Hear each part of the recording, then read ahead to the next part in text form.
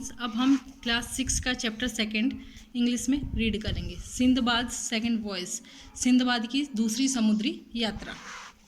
After finishing my first voyage I had come to Baghdad to live forever, but my desire appealed me to see more countries and cities, so I ordered my colleagues and merchant to go on a second voyage.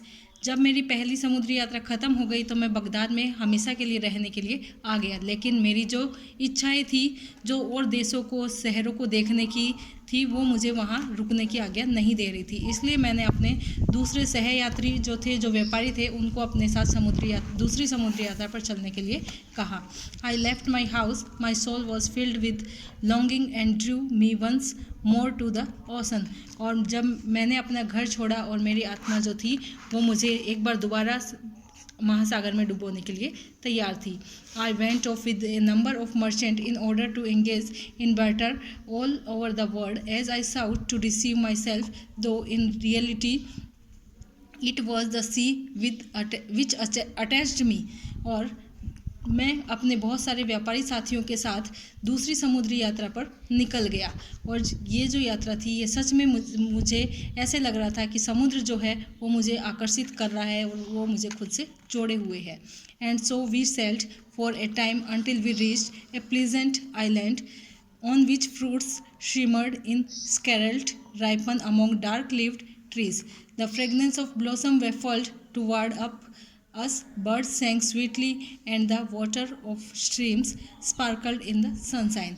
और जब हम तब तक तैरते रहे जब तक हम एक आइलैंड पे नहीं पहुंच गए। जब हम उस आइलैंड पे पहुंचे तो वो बहुत ही सुहावना था। वहाँ पे बहुत अच्छे अच्छे फल पके हुए थे और वो सूर्य की जो रोशनी थी वो एकदम चमक रही थी वहाँ के पत्तियों में, और जो वहाँ पे अलग अलग तरह के फूल लगे हुए थे उनमें बहुत सारी खुशबू आ रही थी। वहाँ पर पक्षी जो थे वो गा रहे थे। The whole crew dismarked, mindful of the island of my first voyage. I cautiously tested the ground most thoroughly lest a similar fate should overtake me. और जैसे ही हम वहाँ पहुँचे तो अचानक ही मुझे ऐसे लगा कि मेरा हम सारे सदस्य जो थे वो अलग हो गए हैं, और मुझे मेरी पहली समुद्री यात्रा मेरे आंखों के सामने से घूमने लग गई, और मुझे ऐसे लगा कि मेरा भाग्य जो है वो मुझे ओवरटेक करके जा रहा है। This time it really was land. और जब मुझे महसूस हुआ कि ये सच में एक ज़मीन थी। But the other passenger lost site of me during my exploration of the island. लेकिन दूसरी तरफ मेरे जो सहयात्री थे वो सारे मेरी इस आइलैंड की यात्रा में मेरे से बिछड़ चुके थे। No sooner had I became aware of the new danger than it was already too late. जब तक मुझे अपनी तरफ आते हुए खतरे का एहसास होता तब तक बहुत लेट हो चुकी थी। My captain had raised anchor believing that I was in my cabin.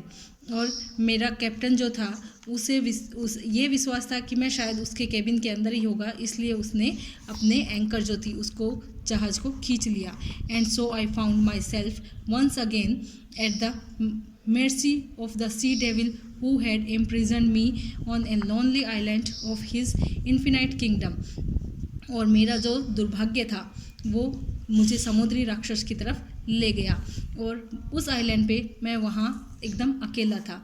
I bitterly regretted having left Baghdad, having gone to sea again and having through my self open to new misfortune. और अब मुझे Baghdad छोड़ने पर बहुत ज़्यादा पछतावा हो रहा था, और मुझे ऐसे लग रहा था कि मेरा जो दुर्भाग्य है वो मुझे फिर से समुद्र की ओर खींच लाया है। From the top of a high tree I looked to the left and right. और एक पेड़ की ऊंचाई पर बैठे हुए मैंने अपने दाएं और बाएं देखा। On studying the landscape closely, I noticed a large white object in the distance. और मैंने ज़मीन पर देखा कि एक वाइट कलर की जो आकृति है वो बहुत ही मुझसे कुछ ही दूरी पर है। I climbed down from the top of the tree and made my way towards the shining object. और मैं उस पेड़ से नीचे उतरा और फिर मैं उस चमकते हुए ऑब्जेक्ट की तरफ चला गया। and behold, it was white dome of considerable size towering up into the skies. और मैंने देखा कि वो एक डोम की आकृति का एक टावर जैसा बहुत ही बड़ा वहाँ पर आसमान को छूने वाली बिल्डिंग के जैसा वो आकृति थी. While I was still puzzling as to what to colossal building could be to which I could find no entrance, the sun began its descent and night its approach. और मैं एकदम असमंजस में था. मुझे समझ नहीं आ रहा था कि ये जो बिल्डिंग जैसी दिखने वाली आकृति थी, ये टावर जो था, इसमें प्रवेश करने का रास्ता मुझे नहीं दिखाई दे रहा था. और सूर्य जो था वो अस्त होता जा रहा था और रात होने वाली थी. Suddenly the last rays of sunlight were obscured from my sight. और अचानक ही सूर्य की एक आखिरी किरण मेरी आंखों के सामने आ गई. At first I thought it was a cloud, but on raising my eyes to the skies I saw a huge bird of enormous girth with immense wings.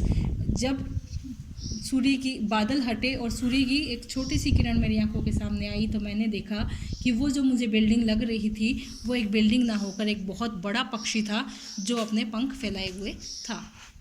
I remembered hearing about a gigantic bird called the rock which lived on a lonely island and was said to feed its young on baby elephants. और तब मुझे याद आया कि मैंने सुना हुआ है कि एक गिग्नेटिक बर्ड जो होता है जो कि सुनसान आइलैंड पे रहता है और वो अपना भोजन एलिफेंट के बच्चों को बनाता है. I now realise what the huge dome was, the egg of gigantic bird. और तब मुझे महसूस हुआ कि वो जो एक बहुत बड़ा सा टावर दिखने वाला जो था, आकृति जो थी, वो एक गिग्नेटिक बर्ड का एक अंडा था, एक एग था.